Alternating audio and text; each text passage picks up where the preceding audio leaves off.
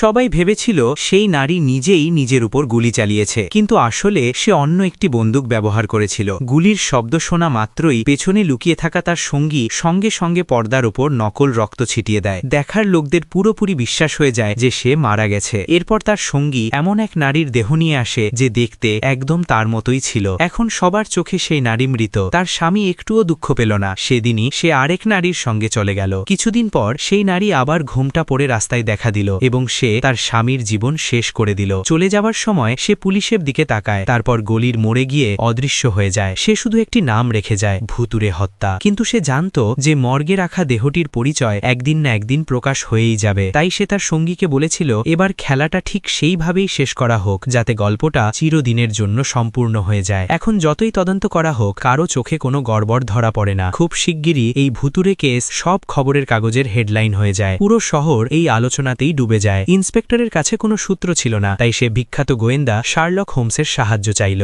যখন হোমস আর ওয়াটসন মর্গে পৌঁছালো, তখন সেই নারীর দেহ শিকল দিয়ে বাঁধা ছিল। স্টাফদের দাবি ছিল এমনটা করা হয়েছে যাতে সে আবার কাউকে ক্ষতি করতে না পারে। কিন্তু হোমসের কাছে এই কথা পুরোপুরি অর্থহীন আর হাস্যকর লাগলো। একজন মৃত নারী হেঁটে কাউকে ক্ষতি করতে পারে না। ওয়াটসন ধারণা করল হয়তো তার কোনো যমজ বোন ছিল, কিন্তু পুলিশ স্পষ্ট জানিয়ে দিল তার কোনো ভাই বোন ছিল না। সবাই বিভ্রান্ত হয়ে পড়েছিল। ঠিক তখনই হোমসের চোখে পড়ল আরেকটি অদ্ভুত বিষয়। তার আঙ্গুলে তাজা রক্তের দাগ ছিল এবং দেয়ালে সেই একই শব্দ লেখা ছিল যা সে মরার আগে বলেছিল। এখন সবকিছু একদিকেই ইঙ্গিত করছিল, খুনি সেই নারীই ছিল। কিন্তু একটি মৃত নারী কিভাবে এসব করতে পারে? যখন ইন্সপেক্টর আর হোমস কোনো সিদ্ধান্তে পৌঁছতে পারছিল না, ঠিক তখনই কেসটি হঠাৎ নতুন মোড় নিল। টিকটকে লাইক ফলোয়ার কিনতে এই নাম্বারে হোয়াটসঅ্যাপ করুন।